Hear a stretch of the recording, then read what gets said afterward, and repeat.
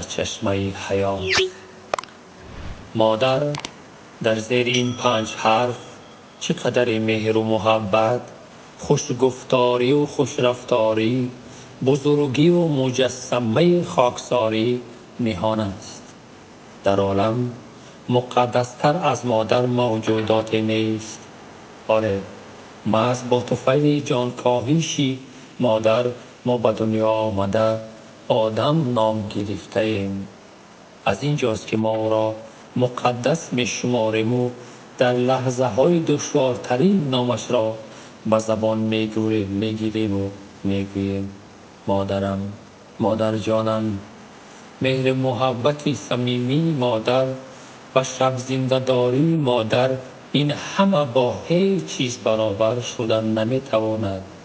مادر هست که ما هستیم و حیات هست. کیست آن کسی که عله مادر را نشنیده باشد، از شیر سفید او بهره نبرده باشد؟ چنانه که شاعر گفته است، هیچ شاعر مثل مادر اینقدر بیدار نیست.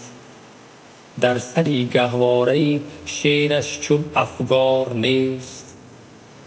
هست هر یک سطر شاعر قطره از خون دل، همچنان مادر ولی او را دل خونبار نیست.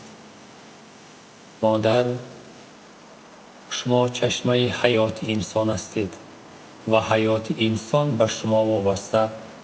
کلمه مادر کلمه‌ای می باشد که در تمام زبانهای جهان یک خیل آهنگ نوازشکارانه دارد. خواه طفل باشیم خواه کلانسال، برای ما مادر نوازش نهانی و ضرور است. و هر قدری که محبت کس به مادر زیاد باشد، همون قدر قوی و فرح بخشی حیات ما درخشان است. ایا مادر، به قدرت میرسم من، اگر چند جوان و نورسم من. مادر، شما شخصی مقدس هستید. وقتی که سیمای شما پیش نظرمان می آید، از چشمانتان از تمامی هستی شما نور می بارد. این نور راه آینده حیاتمان را روشن می سازد. مادر آفریدری حیات و ممات بوده، از همه قیمتترین عزیزترین شخص در عالم هستی می باشد. مهری به همتای مادر و مثل خورشید عالم است که در تمام عالم سخاوتمندانه نور می پاشد. عشق پاک مادر و مثل چشمه های پرجوش است که دشت و بیابان را پرستانی می کند. بیایید مادران را دوست داریم، حرمت کنیم تا آن دمی که آنها جان در بدنشان دارند، نه بعد از مرگشان که گریه و ناله فریاد برداریم. از سوی شاعر: گفتم مادر، گفت جانم. گفتم درد دارم، گفت بچه جانم. گفتم هستم، گفت پریشانم. گفتم خسته‌ام، گفت پریشانم. گفتم گرسنه‌ام، گفت بخور از سهم نانم.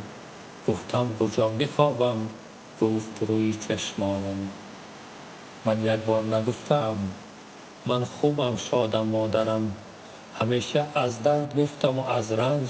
اکنون من میخواستم که تمام عالم فریاد زنم: مادر جان، من شما را دوست می‌دارم. مادر جان، من شما را یاد کردم.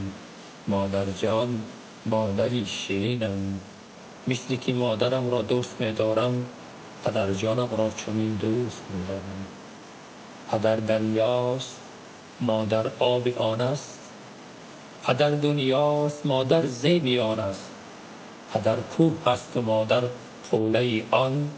پدر خورشید، مادر نور آن است. باقی همه سربلند و خانه آباد باشه دوستان عزیز.